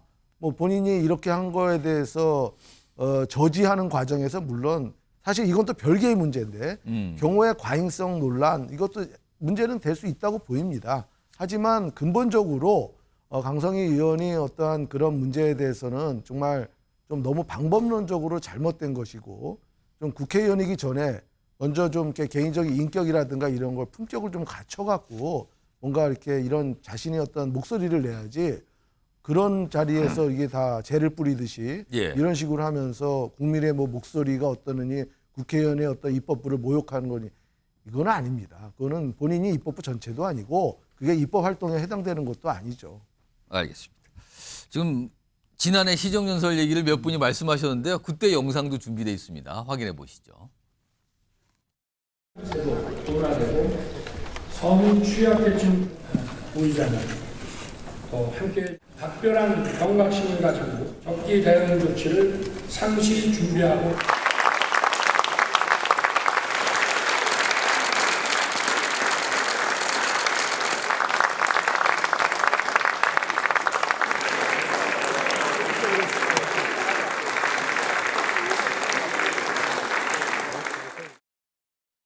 정기환 교수님, 강성희 의원 시정연설 때도 저런 모습이었고 요도 뭔가 얘기를 했는데 이게 진짜 대화를 하고 싶어 해서 그런 걸까요? 아니면 불만이나 어떤 때로는 약간 적대감을 표현을 하려는 걸까요? 어떻게 좀 봐야 됩니까? 적대감보다는 소수 정당의 한계죠. 어쨌든 교섭단체가 있는 것도 아니고 예. 진보당이라고 하는 소수 정당의 의원으로서 뭔가 목소리를 대변해야 된다라고 하는 어떤 책무감 같은 게 있지 않겠습니까? 그런 것들이 저는 본회의장에서 피켓팅이라든가 행사장에서 어떤 뭔가 국정 기조를 바꿔달라고 하는 예. 그런 국민의 의견을 전달하고자 하는 그런 욕심으로 보여집니다. 근데 저기에 대한 뭐 보기에 따라서는 저게 상식적으로 뭐 충분히 그럴 수 있다. 또는 아니면 국회의원인데 그 못할 말이 뭐가 있느냐. 다양한 평가가 있을 수 있습니다. 근데 저는 오히려 문제를 어떤 면에서 보고 싶냐면 예. 과연 저 피켓팅을 하건 행사장에서 악수를 하면서 국정 기조를 바꿔달라고 국회의원이 얘기하는 모습을 보고 어떻게 이 어떻게 보면 독재 국가에서도 없던 장면, 국회의원을 어떻게 사지를 들고 내팽개치는 모습을 보여주는 것이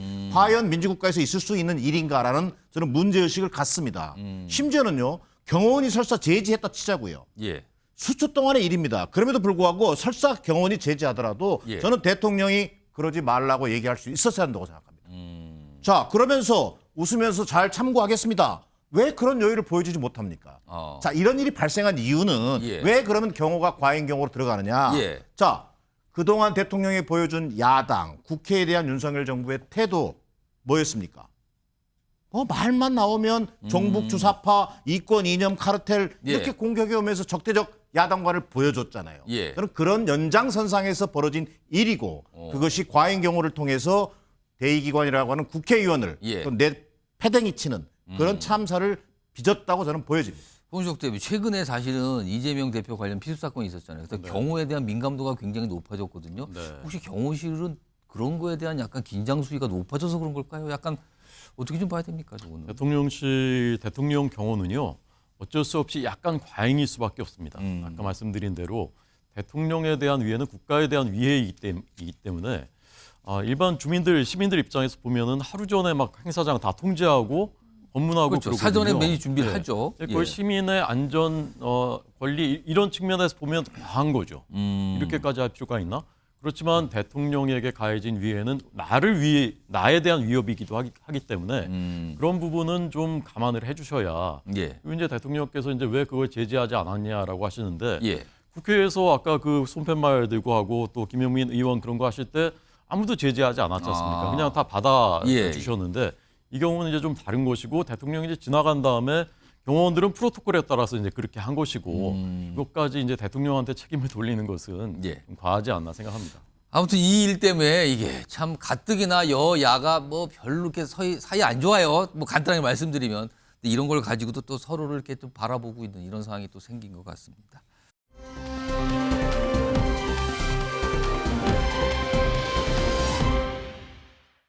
이번에 총선도 불출마하시겠다 뭐 이런 말씀하시고 하는데요. 예. 이낙연 총리님도 그렇고 참여하는 제 세력들이 네. 좀 더 야심가적인 측면이 돋보였으면 좋겠다. 양보랑은 좀 개념이 다른데요. 파격일 겁니다. 어쩌면은 누군가 기대하기 어려웠던 수준의 도전이라든지 이런 것들이 큰 변화를 만들어낼 수 있다.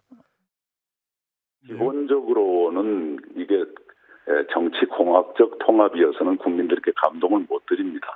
원칙을 갖는 원칙이 있는 통합이어야 하고요. 예. 앞으로 뭘 하겠다는 것이 먼저 국민 앞에 제시돼야 되는 것이지요. 호남 같은 경우에는 지금 호남 출신 지도자라든지 호남의 가치를 대변하는 전남지사까지 하셨는데 그 지역 상황을 잘 알고 있는 지도자를 갈구하고 있다. 이재명 대표의 비민주적인 당 운영에 대해 가지고 지적을 많이 하셨기 때문에 저라면은 개항갑니다. 굉장히 상징성이 있는 움직임이 될 수 있겠죠. 자, 이 목소리 들어보니까요. 이준석 전 대표와 이낙연 전 대표 각각 지금 신당을 만들고 있는데 뭐 연대 또는 합당 뭐 이런 얘기를 하고 있는 상황이잖아요. 근데 이준석 전 대표가 이낙연 전 대표를 향해서 왜 불출마하세요? 호남? 아니면 개항을 좀 나가세요. 약간 이 분위기잖아요. 그런데 이낙연 전 대표는 왜요? 아닌 것 같은데요. 약간 이 분위기로 뭔가 거절한 듯한 상황으로 가고 있습니다. 박원석 전 의원님. 예. 이준석 전 대표는 왜 이낙연 전 대표의 총선 출마를 말하고 있고 또 왜 이낙연 전 대표는 지금 이를 거절하는 상황이 된 겁니까? 아마 이제 신당의 그 총선 전략에 있어서의 확장성 같은 걸 고려해서 이낙연 전 총리께서 불출마보다는 어쨌든 신당의 성패에 있어서 호남 여론이라는 게 굉장히 중요하기 때문에 호남에서 지지를 모으고 또 유권자들의 여론을 환기시키는 역할을 적극적으로 해주셨으면 좋겠다 이런 뜻인 것 같고요. 가장 적극적인 형태의 그 이제 여론 환기에 나서는 건 출마죠. 본인이 지금 나서야 된다. 네, 아마 그걸 이제 원론적으로 강조한 근데 이미 거라고. 불출마 선언을 강하게 해버렸는데. 뭐 그렇긴 한데 또 신당의 성공을 위해서 이낙연 총리께서 생각을 바꿀 수 있는 거잖아요. 때문에 이제 그런 의견들이 좀 오가고 있는 게 아닌가 싶은데 이제 그럼에도 불구하고 이걸 압박하는 모양새는 적절하지 않다. 저는 그렇게 생각합니다. 왜냐하면 어쨌든 전직 총리까지 지내셨던 당대표를 지내셨던 정치적으로는 큰 자원이기 때문에 최종적인 출마 여부는 본인의 실존적 결단의 문제이지 누가 압박한다 그래서 될 수 있는 문제는 아니고. 지금 아까 중간에 말이 나오는데 약간 거절하는 것 같단 말이에요. 아무리 봐도 분위기는요. 뭐 꼭 그런 건 아닌 걸로 제가 알고 있어요. 이제 그런데다가 뭐 인천 계양을 출마 같은 거는 흥미로운 아이디어로는 얘기해 볼 수 있지만 뭐 이낙연 대표가 민주당 내에서 당 운영에 대한 갈등을 이재명 대표하고 겪었지만 그렇다고 이재명 스토커가 될 수는 없는 거잖아요. 스토커요? 네, 그거는 제가 보기에 좀 부적절한 이 발언을 이준석 대표가 한 게 아닌가 싶어요. 손준석 대변인 이게 뭐 뭐랄까요 지금 다른 정당들 아직 만들어지진 않았습니다만 신당 상황에서 좀 벌어지는 얘기인데 특히 인천 계양을 출마 얘기까지 지금 이준석 전 대표가 꺼내놨거든요. 글쎄요, 이게 성사가 될지는 모르겠습니다만 이게 만약에 그런다면 이게 인천 계양은 어떻게 되는 겁니까 도대체 그럼 그 지역구는? 그런데 이낙연 전 대표께서 인천 계양을에 출마하는 게 정도다라고 생각하는 국민이 과연 얼마나 될까 저는 좀 의아하고 갑자기 왜 계양을? 이준석 전 대표는 이제 저하고 이름이 같은 분이고 총망받는 그러네요. 지도자이고 저 정치사에서 이제 의미 있는 역할을 했으면 좋겠다고 개인적으로 생각을 합니다. 그렇지만 이제 평론가가 아니지 않습니까? 집권 여당의 대표도 했었던 분이고 또 이낙연 전 대표하고는 같은 배를 탈 수도 있는 총리 대표하셨던 우리 지도자인데 그분의 거취를 어디로 나가시는 게 좋겠다. 평론가처럼 이렇게 말씀하신 것이 과연 적절한가? 저는 이제 좀 의문이고 야심가적인 면모를 보이셨으면 좋겠다라고 하시는데 과거 이낙연 전 대표는 좀 좌고우면도 많이 하시고 이제 이런 면이 있었던 것 같습니다만은 지금은 저분이 저렇게까지 과단성 있게 하나 할 정도로 지금 이제 막 밀고 나가지 않습니까? 그런데 왜 더 이상 어떻게 야심가적인 면모를 보이라는 것인지 잘 모르겠고 계양을 출마 이것은 그 국민들이 생각할 수 있는 그런 정도는 아닌 것 같고 현실적으로도 거기서 뭐 당선될 가능성도 없고 왜 나가라고 하는 건지 잘 모르겠습니다. 그러니까 이준석 전 대표는 출마가 곧 파격이고 야심가다 이렇게 연결이 됐잖아요. 네. 근데 그거 이제 국민들이 납득하고 많은 사람들이 그렇게 생각을 해야 상식이고 정도인 것인데 이건 잘 납득이 저는 가지가 않습니다. 그래서 갑자기 계양을 얘기까지 지금 계양을 이낙연 전 대표하고 연결 지으신 분은 많지 않았을 것 같은데 이게 이렇게 쭉 나왔어요. 그런가 하면 지금 신당 준비를 하시는 분들, 이준석, 이낙연 전 대표만 있는 게 아니라 그런 분들도 돕고 있는 분들도 많이 계시거든요. 근데 그분들 사이에서도 지금 이게 의견이 차이가 나고 있습니다. 들어보시죠. 그거 좋은 제안이라고 봐요, 저는. 좋은 제안이다. 저도 이낙연 대표님한테 예. 사실 총선 물출마에 대해서 저는 개인적으로 반대 의견입니다. 근데 국민들이 보기에는 지금은 이 새로운 신당을 만들어서 이 기득권 정치하고 한판 붙어라. 이런 민심들이 모이지 않겠습니까? 20%든 30%든 예. 이 민심에 부합하려면 저는 전장에 나가야 된다. 출마를 해야 된다. 출마해야 저는 된다. 광주에 출마하시는 게 맞다고 봐요. 출마 불출마 그리고 지역을 놓고도 뭐 여러 가지 얘기들이 있어서 이준석 전 대표도 얘기하지만 다른 분들도 얘기하는 분들이 있어요. 그래서 저는 뭐 여지는 뭐 완전히 제가 뭐 그럴 가능성이 전혀 없다 이렇게 말씀은 못 드리겠고요. 그러나 지금 현재는 어떠냐라고 물어보면 고려하고 있지 않다.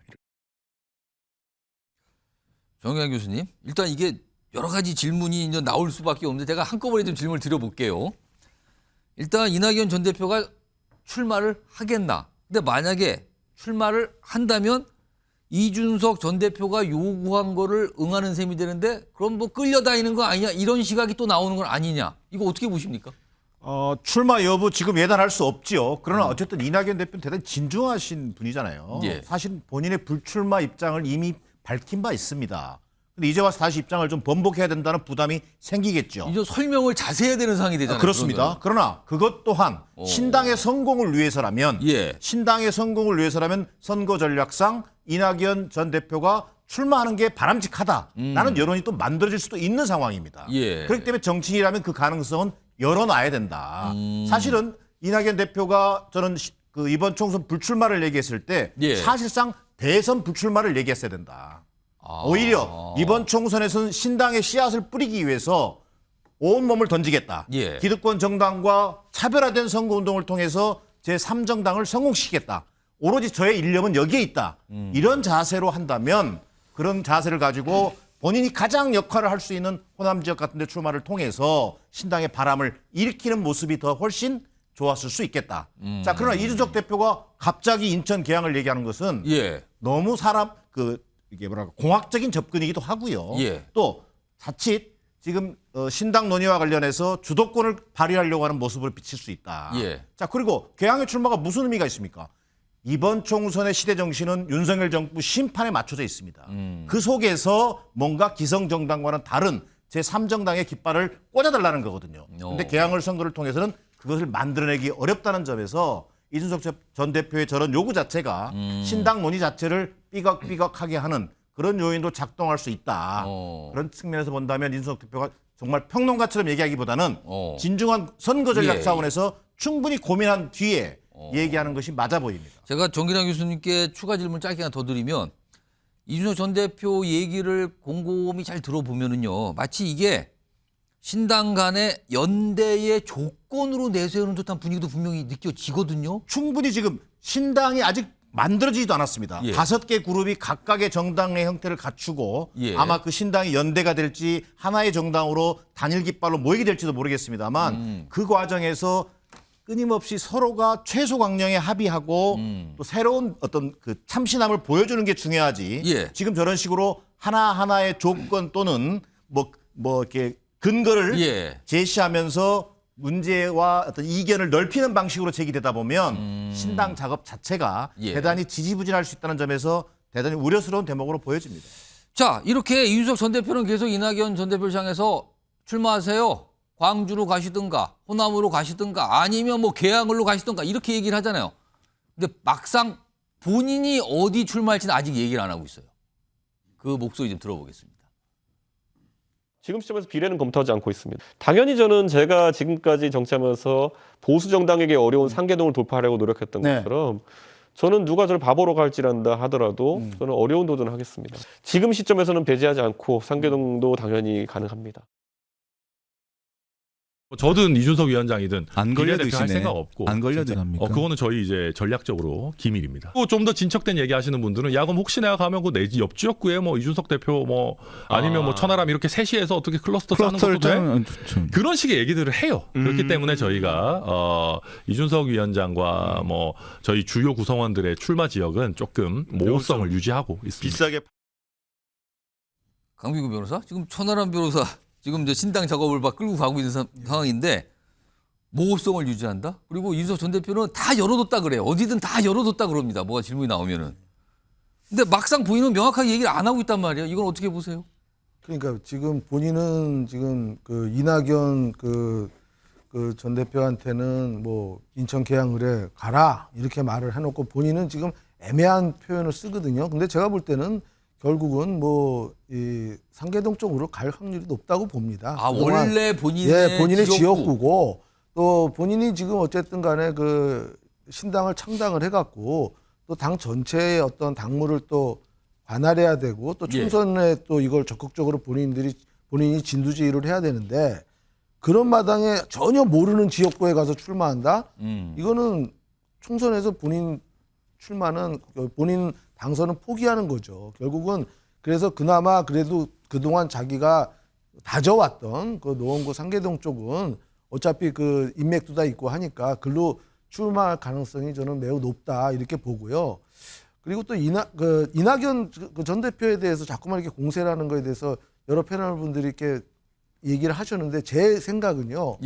이거는 굉장히 어떻게 보면은 그 노림수가 있는 얘기입니다. 뭐냐면은 이낙연 전 대표하고 일단 차별화 전략을 하는 겁니다. 차별화 전략을 하면서 또 그 이낙연 신당과 이준석 신당의 어떤 그 교집합되는 어떤 지지층들이 있거든요. 그 지지층을 자기 쪽으로 끌고 오려는 거고 또 자기는 이렇게 열심히 나가서 선두에 나가갖고 뭔가 싸운다 이런 모습을 강조하기 위해서 대비되는 이낙연 전 대표의 어떤 불출마가 좀 비겁한 거 아니냐 이런 어떠한 비난을 하면서 자신의 어떠한 그 또 강점을 좀 부각하려는 이런 게 강하다 저는 이렇게 보는 겁니다. 강민구 변호사께서는 지금 이준석 전 대표가 결국에는 노원구 상계도 원래 지역구에 나갈 거다라고 전망을 하신 건데 과거에 이준석 전 대표는 거기서 3번 떨어졌어요. 3번 떨어졌죠. 어려운 곳이거든요. 근데 이번에 많은 분들이 이준석 전 대표는 기필코 당선돼서 국회의원이 되려고 할 거다라고 하고 있거든요.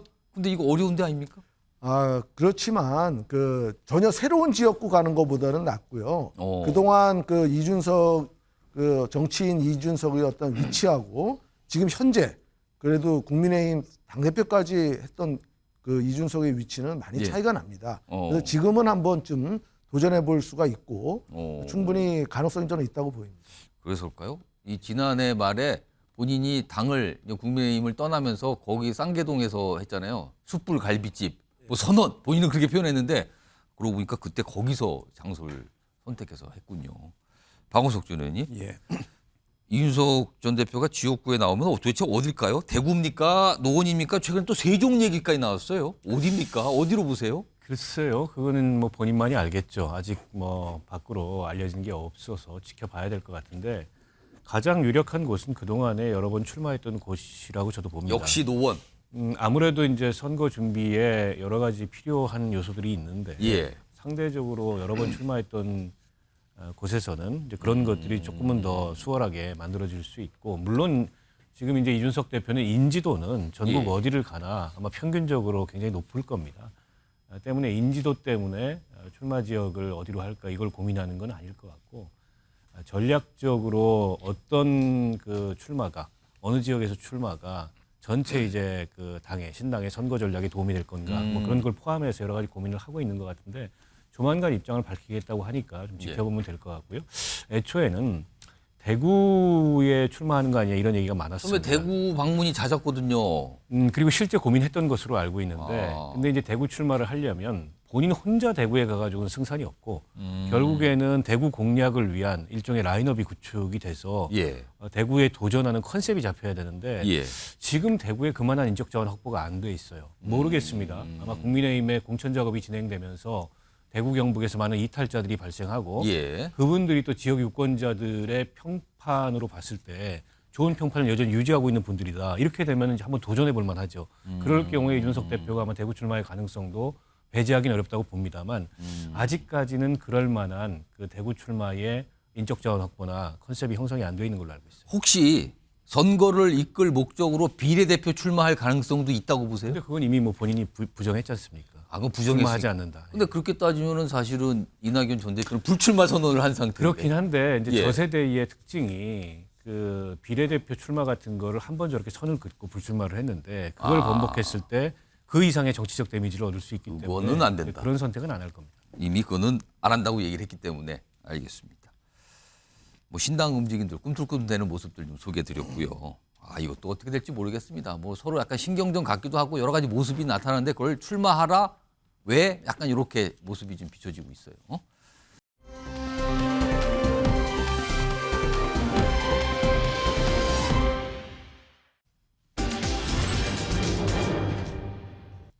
이게 우리 북한의 김정일, 김일성 노력. 이게 우리 북한이라고 돼 있거든요. 이건 우리로서 약간 좀 어색하거나 약간 거북할 수도 있을 것 같은데 우리 북한의 김정일, 김일성이 노력을 했다. 이게 오늘 이재명 대표가 회의 때 꺼내놓은 말인데 이게 좀 논란으로 비춰지고 있어요. 그 얘기, 이 논란이 됐던 발언 들어보겠습니다. 김정은 위원장은 미사일 도발을 당장 멈춰야 합니다.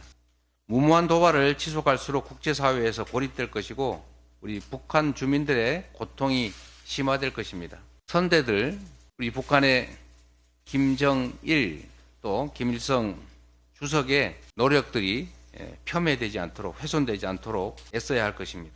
윤석열 대통령께도 거듭 말씀드립니다. 북한에 본때를 보이겠다면서 평화의 안전핀을 뽑아버리는 그런 우를 보면서는 안 됩니다. 이게 좀 논란이 된 거예요. 좀 저 후반부 대목이. 우리 북한의 김정일, 김일성 주석 뭐 하면서 노력을 표명하면 안 된다.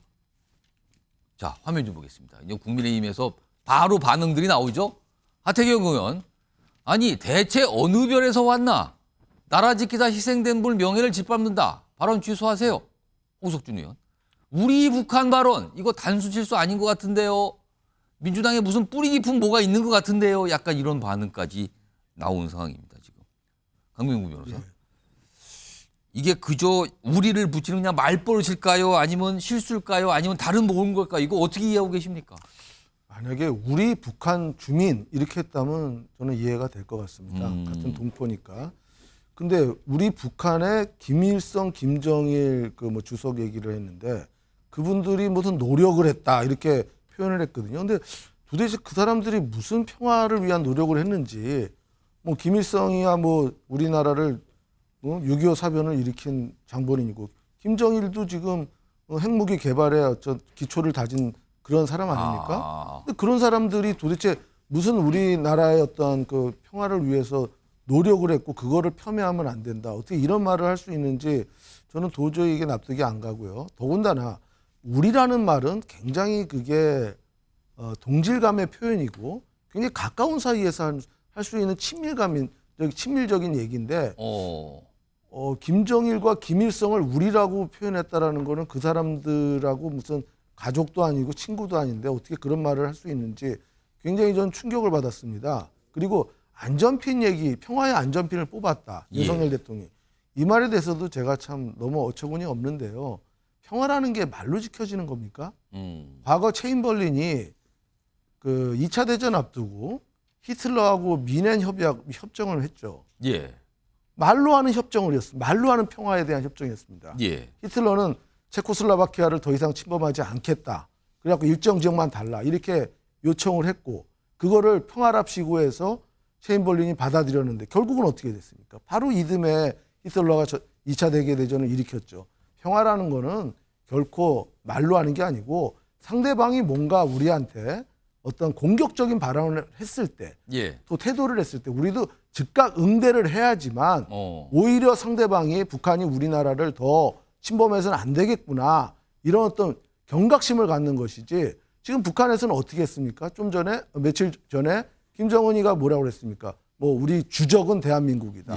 뭐 우리를 뭐 점령을 하겠다. 예. 이런 극단적인 발언을 하는데 우리가 가만히 있는다.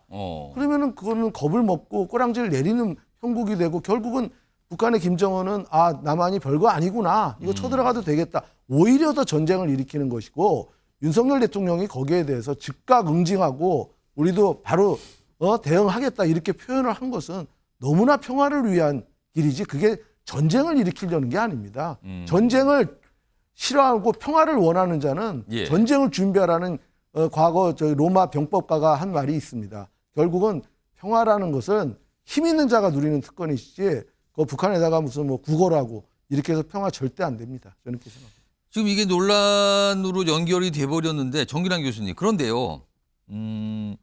지금 영상에는 저게 담겨 있어요. 우리란 표현이 들어가 있거든요. 근데 저 회의가 끝난 다음에 민주당이 당 홈페이지에 이제 속기록을 올리잖아요. 그 발언록을 올리거든요. 근데 그 발언록에는 우리라는 표현이 지워져 있었습니다.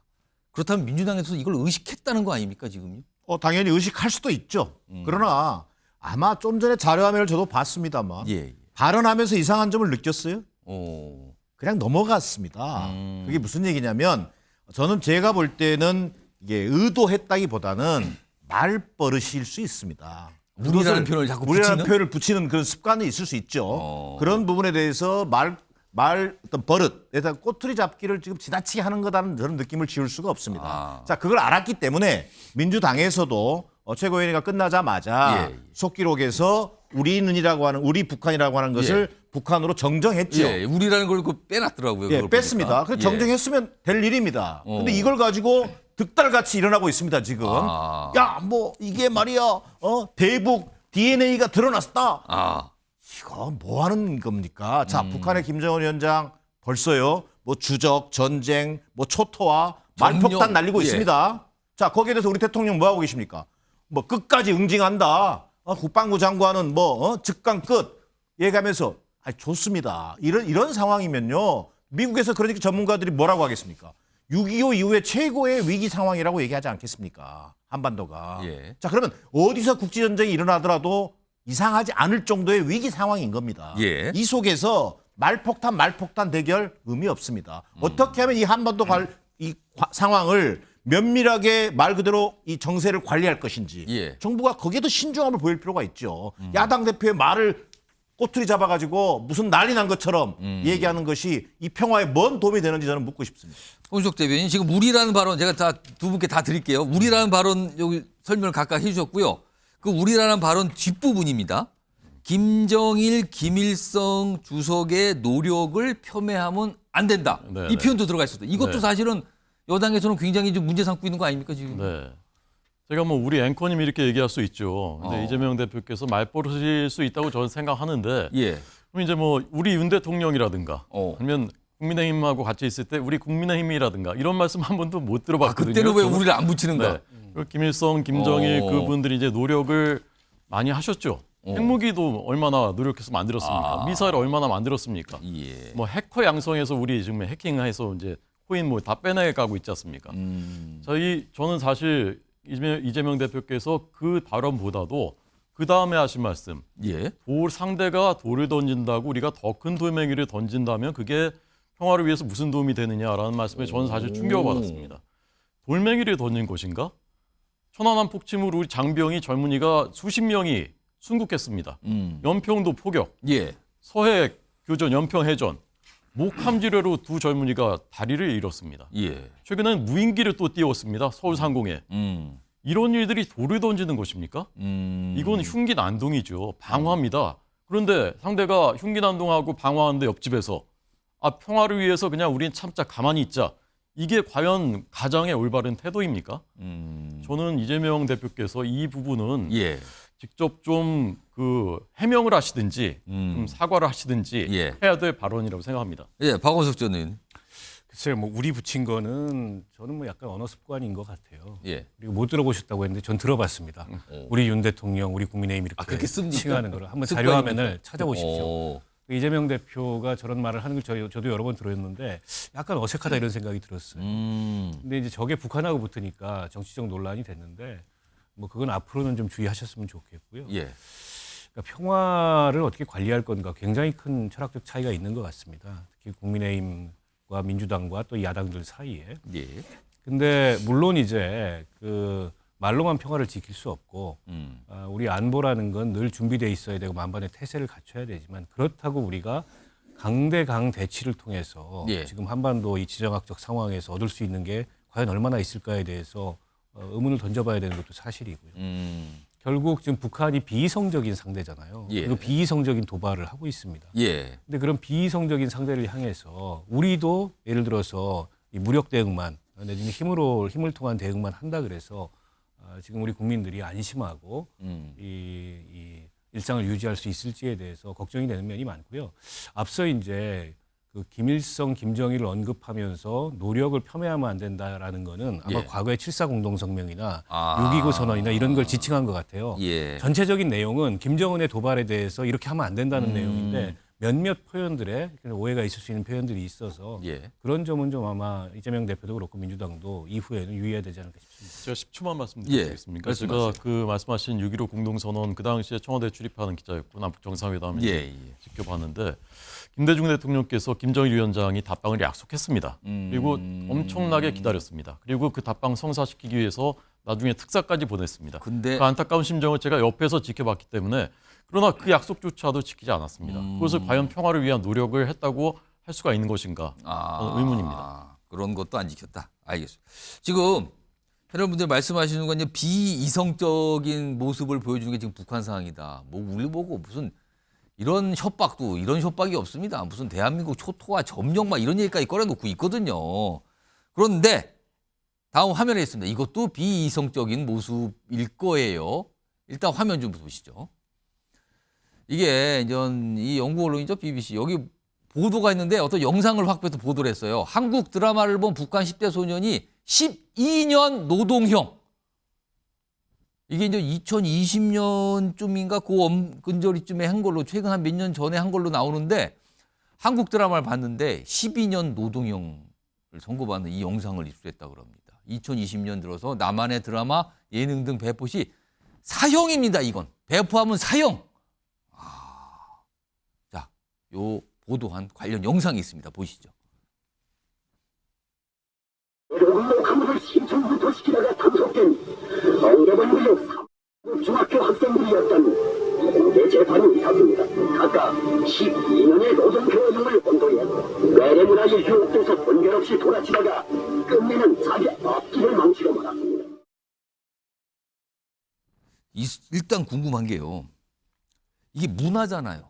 근데 이걸 막는다고 막아질까라는 거. 이게 일단 궁금하고요. 시청했는데 12년 노동형입니다. 이거 어떻게 봐야 됩니까, 이거를? 제가 마침 어제 그 탈북하신 그 분인데요. 청년 보좌관, 그 본부장관 보좌관 했던 김금혁이라는 분한테 이런 주제로 얘기를 어제 나눴었습니다. 그런데 어떤 분이 물어봤습니다. 아니 그런데 그 남한 드라마를 볼 수 있는 뭐 노트북이든 하니까 이런 게 있어야 될 것이지 않습니까? 그런데 그게 어떻게 있느냐 북한에 지금 그 형편을 봤을 때 그랬더니 그 김금혁 부장관이 하는 말이 집에 냉장고는 없어도 그걸 볼 수 있는 것은 다 있답니다. 그 기계는 그만큼 강렬한 것이죠. 그걸 보겠다는 욕구가. 그래서 저는 이것을 막을 수가 없다라고 생각되고요. 최근에 제가 본 분석 중에 요새 이제 북한에서 백두혈통보다 한라혈통이 더 우대받는다라는 얘기. 한라혈통. 예, 한라혈통이 뭔가 했더니 남한으로 이제 탈북한 분들, 탈북민들이 가족들한테 송금을 해서 남아있는 가족들, 북한에 남아있는 가족들을 한라혈통이라고 부른다고 합니다. 왜냐하면 송금 받으니까 이분들이 경제 형편이 여유가 있는 것이죠. 그래서 북한 주민들이 점점 이제 이런 것들을 더 이상 정보를 통제하고 차단할 수 없는 상황까지 왔다. 과거에는 심지어는 남조선과 대한민국이 다른 존재라고 생각하고 있는 주민들이 있었다는 겁니다. 놀랍게도 나중에 탈북한 분들 신문을 해보면. 왜냐하면 드라마에서 본 대한민국은 너무나 그 좋은 곳인데 남조선은 체제 선동을 통해서 이건 정말 나쁜 곳이라고 매치가 안 됐었다는 것이죠. 그 두 나라가 다른 나라다. 네, 다른 나라 그 실제로 있었답니다. 그런데 지금은 이제 그런 것들이 이제 다 무력화돼서 대한민국에 대한 동경과 이런 것들이 생겼기 때문에 최근에 김정은 위원장이 대한민국이라고 지칭하고 대한민국을 공격하는 것이 그게 이제 더 이상 우리 같은 민족 아니다. 그것만이 아니라 대한민국이라는 존재를 공격해야 되겠다라는 정권 차원의 판단이 있었다라는 예. 분석이 있었는데 저는 상당히 설득력 있게 느껴졌습니다. 그러니까 굉장히 극악한 이런 어떤 처벌이잖아요. 이거를 단순히 시청하는데 12년 노동형 그리고 이걸 배포하면은 드라마나 예능 이 물들을 배포하면 사형입니다. 사형. 그래서 일각에서는요, 이제 전문가들 가운데는 이게 북한 체제의 어떤 불안 이런 걸 방증하는 거 아니냐, 자신감이 없는 걸 방증하는 거 아니냐, 그게 극악하게 나온다 이런 분석도 좀 나오고 있는 상황입니다. 일단 북한 얘기 그리고 이재명 대표가 이제 북한 얘기를 꺼내놔서 오늘 이게 쭉 이어졌는데 오늘 이재명 대표와 관련된 모습이 한 가지 있었어요. 오늘 재판에 출석하는데 그 재판은 선거법 위반 혐의 재판이었습니다. 오늘 출석하는 모습 좀 확인해 보죠. 기습 사태 이후에 첫 재판인데 한마디 부탁드립니다. 담당 재판장 사직으로 재판 지연 지적도 있는데 어떻게 생각하시는지요? 김용 부원장 관련 위증교사 혐의로 대선 캠프 관계자 2명이 구속됐는데 어떻게 생각하시나요? 뭐 질문은 많았는데 뭐 답은 없었네요. 뭐 통상적으로 재판 출석할 땐 저런 비슷한 모습이 그동안 있었어요. 자, 그런데요. 저렇게 재판에 출석했습니다. 그럼 재판을 이끄는 판사가 있을 거 아닙니까? 화면 좀 보시죠. 최근에 이 공직선거법 사건 재판 담당하는 판사가 사표를 냈죠. 근데 아직 이제 사표 처리가 완전히 끝나지 않아서 지금 일을 하고 있는 건데 사직 의사를 밝힌 이재명 재판부 이례적인 해명 뭐 이런 게 나오는데 뭐라면요. 여기 뭐 강규태 부장판사 나오잖아요. 이렇게 얘기를 했다 그래요. 뭐 2번의 재판기일 변경에 뭐 절차를 지켜서 격주로 재판을 하고 뭐 했는데 16명 증인 남고 뭐가 많이 있다는 취지예요. 그래서 물리적으로 총선 전에 이 사안 선고가 어렵다라고 얘기를 꺼내놓은 겁니다. 강민구 변호사. 예. 일단 이분이 그만두겠다 사표를 사의하겠다라고 밝히신 분이니까 좀 나머지 이걸 정리하는 단계 같은데 그러면서 또 총선 전에는 이 재판 선고 못한다까지 밝혔어요. 이렇게까지 해명을 하는 이유가 뭡니까? 일각에서는 이제 그 강 부장 판사에 대해서 좀 뭐 이런 의심을 하죠.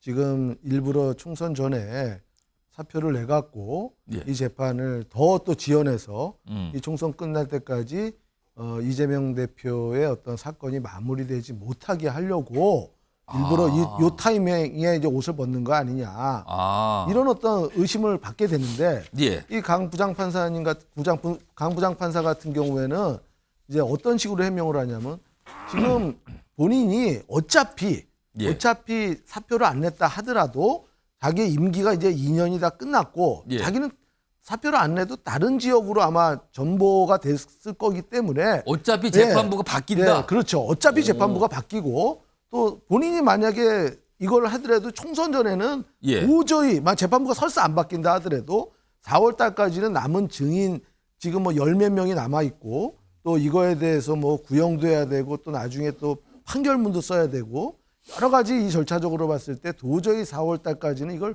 못 끝낸다. 그러니 이거를 정치적으로 해석하지 말고 그냥 내 신상의 어떤 개인적인 신상 때문에 내가 사표 내는 것이지 무슨 이재명 그 대표의 어떤 재판 일정을 뭐 고의적으로 지연하려는 목적이 전혀 아니다. 그러니까 오해하지 말라. 이렇게 지금 해명하고 있는 겁니다. 사실 그동안 여당에서는 이거 선거법 재판은 단순한 거 아닙니까? 이거 총선 전에 왜 안 나옵니까? 이 문제 제기 계속 하지 않았어요, 지금요? 근데 지금 증인이요. 뭐 거의 50명 가까이만 돼 있나 봅니다. 그러니까 이게 또 증인들이 또 막상 재판을 해보면요. 당일날 또 다 출석을 안 합니다. 뭐 이렇게 또 뭐 여러 가지 또 사유를 내갖고 불출석 사유를 내고 또 연기하고 하다 보면은 이게 의외로 굉장히 오래 끌어지는 거고요. 사실 이 이제 증인이 50명까지 이게 돼야 되는 사건인지는 저도 잘 모르겠습니다. 근데 워낙 이게 양쪽에 첨예하게 대립하다 보니까 또 재판부 입장에서는 또 이거를 또 증인을 안 받아주면 또 편파 재판이라고 또 비난받을 어떤 좀 부담감이 좀 있고 하니까 아마 거의 다 받아준 것 같습니다. 그러니까 그 많은 증인을 하려다 보니까 뭐 일반적인 어떤 다른 사건에 비해서 또 재판 시간이 또 길어지는 거 아닌가 이렇게 생각됩니다. 박원석 주任사실은 1심 선고가 총선 전에 나느냐 총선 뒤에 나니까 정치권에서 굉장히 관심사였거든요. 근데 지금 물론 저 사표를 냈지만 이 재판장이 저렇게까지 얘기하니까 이제 총선 전은 뭐 안 되는 거 되는데 이거 사실상 이재명 대표는 한숨을 돌린 셈입니까 그러면은? 뭐 그렇게 볼 수 있죠. 사실 선거법 재판은 좀 신속하게 하라는 취지를 가지고 있어요. 1년 내에 이제 끝내도록 하고 있는데 1심인데 1년 6개월이 지났거든요. 말씀 주셨지만 쌍방이 증인을 51명이나 신청했고 2명밖에 철회를 안 했습니다. 그중에 33명 지금 증인 신문이 이루어졌고 아직도 많이 남아 있는 거죠. 예. 그런데다가 이제 재판부가 합의부 2년 있었기 때문에 이제 다른 곳으로 전보를 가야 되는 상황이에요. 사표를 안 내더라도 고의적 지연이 아니다. 이런 이제 재판부가 해명을 그런 얘기가 자꾸 들려오니까 오늘 아주 이례적으로 본인이 설명을 한 거다. 네, 해명을 한 것 같고요. 어쨌든 1심 선고가 그 선고 전에 나왔다면 물론 그걸로 완전히 사법적 결정이 종결되는 건 아니지만 대법원까지 가겠지만 정치적으로는 엄청난 타격이죠. 만약에 총선 전에 1심이 유죄가 나왔다면 아니 그 판결이 유지된다면은 피선거권이 상실이거든요. 근데 선거를 지휘해야 될 당대표가 1심에서 100만 원 이상의 형이 나오면 그거는 정치적으로 엄청난 데미지인데다가 이게 단순한 문제가 아닌 게 대선의 그 선거법 위반 재판이기 때문에 만약 저게 유죄 확정이 되면 선거 보조금을 다 반환해야 돼요. 민주당도 큰 타격을 입게 된다면서요. 입니다. 그래서 민주당 차원에서 굉장히 중요한 재판이고 큰 재판입니다. 근데 일단 총선 전에는 어렵습니다라는 재판장의 설명이 나온 거예요, 오늘요. 뭐 이렇게 됐습니다.